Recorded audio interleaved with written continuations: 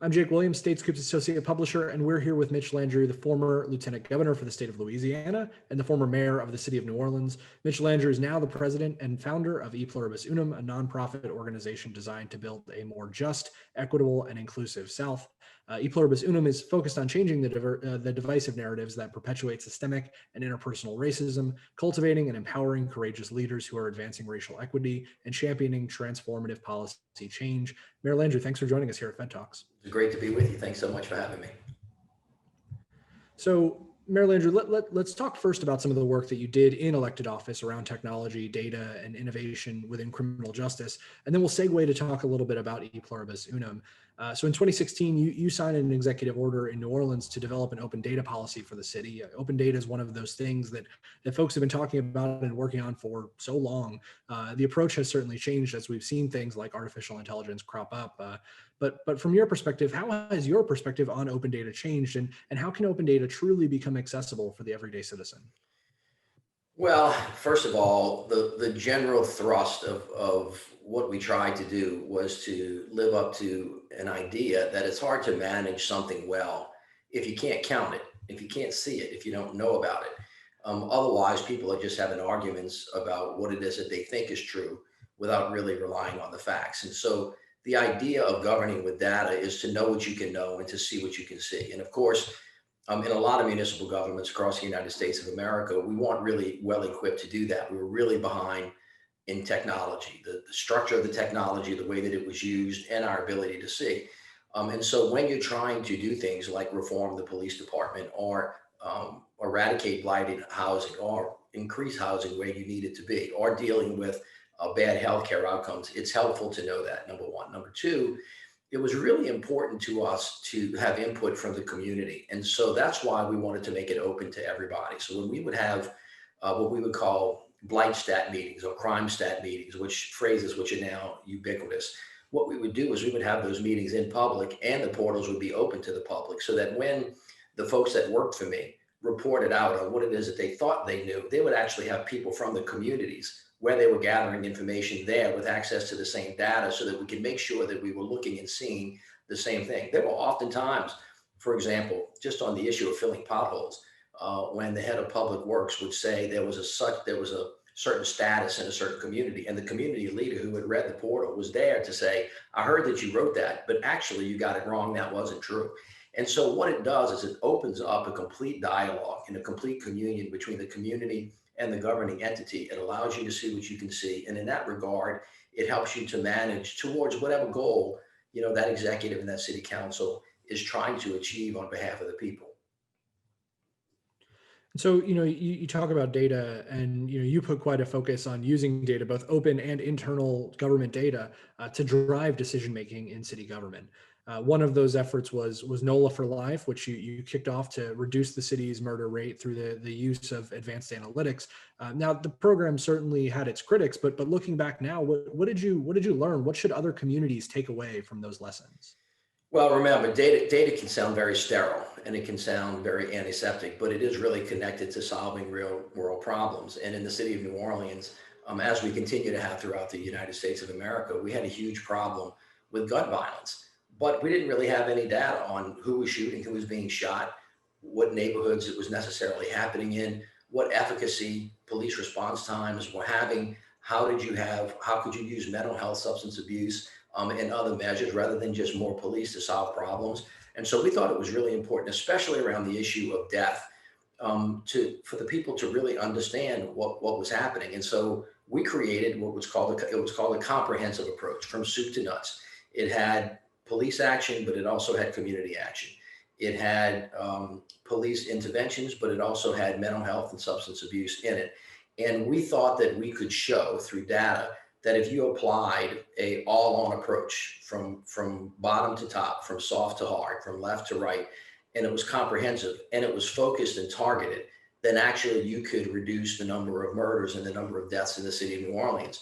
Yes, it's true that our group had its critics because people weren't reading the data. But if you look at that plan, it is really one of the most comprehensive violence reduction strategies that's ever been implemented in a major American city. And it has had significant results and saved a lot of lives. So switching gears a little bit to talk about policing, we're on the cusp of a presidential transition. You participated in the police data initiative during the Obama administration. Now that work has not quite had the momentum it did at the federal level since, but some of the lessons learned have continued in police departments across the country. Now, a little bit removed from the mayor's office, how would you advise elected officials to approach data-driven policing and just overall police department strategy now? Well, those are two separate questions. First of all, the reason the momentum stopped is because the Trump administration stopped them.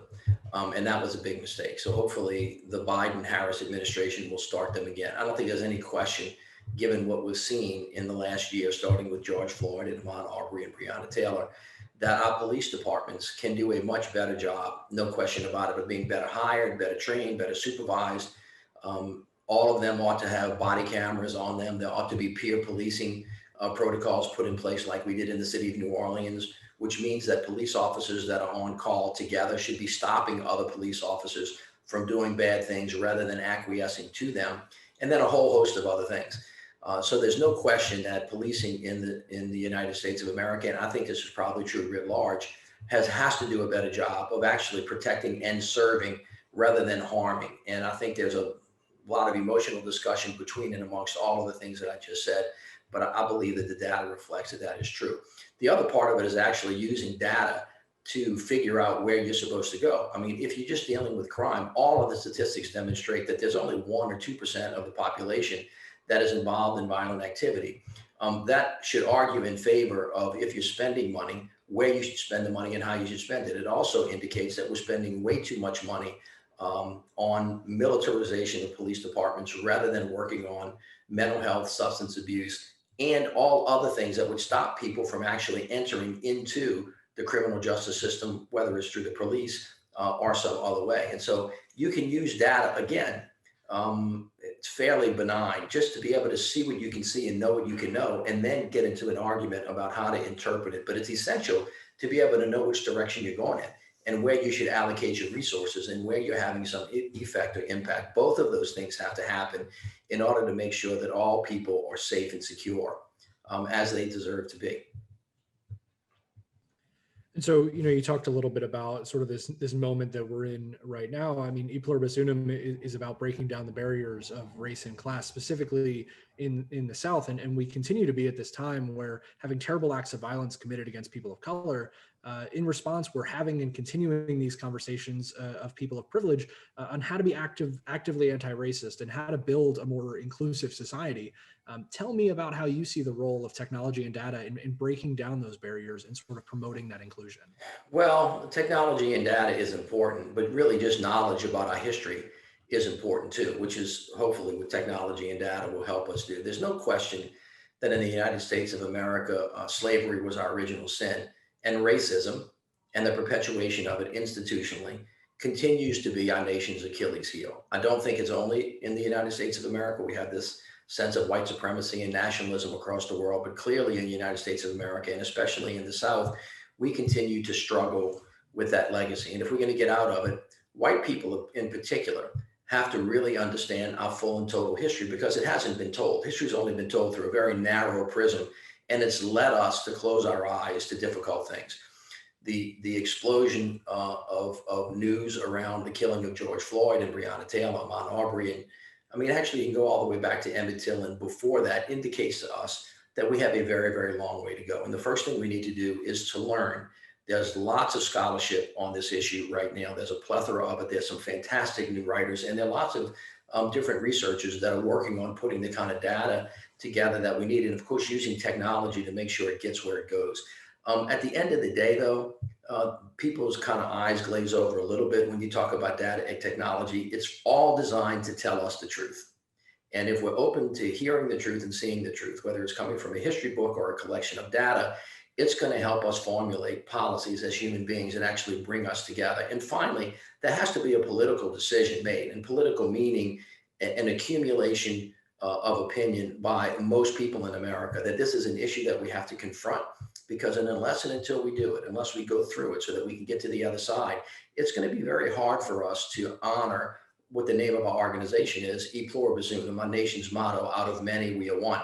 The United States of America hasn't scratched the surface on her capability to do great things yet, but I can tell you this, it should be clear to us by now that unless we figure out a way to do it together, to make sure that everybody has opportunity and everybody has responsibility, everybody is treated justly and fairly, it's going to be very difficult for us to hit the next mark that's so important to us. And that's what E Pluribus Unum's mission is. We understand that it's going to take a long time. It occurred to me the other day that Donald Trump failed in building a wall along the Mexico border, but he evidently succeeded in building a wall right down the middle of America. And it's a wall that we're going to have to break down again and continue to work on if we want to become that unified nation that we all aspire to be. So, I mean, Mayor Landrieu, I mean, while you're now leading E Pluribus Unum, you're not too far removed from political life. When you say something like that and talk about the divide that exists in our country, how are you through E Pluribus Unum, working right now to address it?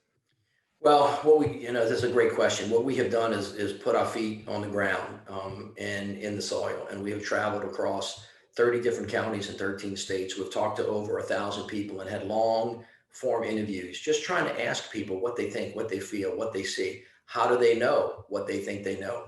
There's a difference between what people know and what they think they know. And of course, data helps you kind of close the gap between the two things. And in some instances, the way people feel and the way people really are not necessarily the same thing. And there's lots of evidence that people ignore data because emotionally they feel the need to do so. So we actually have conducted these interviews. We'll set up an organizational structure where we're doing basically three things. We're working hard on teaching people the history and changing the narrative that has come to us in inappropriate ways through history books.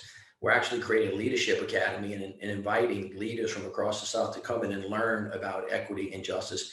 And then we're building a policy platform so that we can answer the question that people will necessarily ask us. Well, if you think there's institutional bias and racism, A, can you prove it to me? And B, if it is, what specifically can we do through policies to change it on the federal, state, and local area?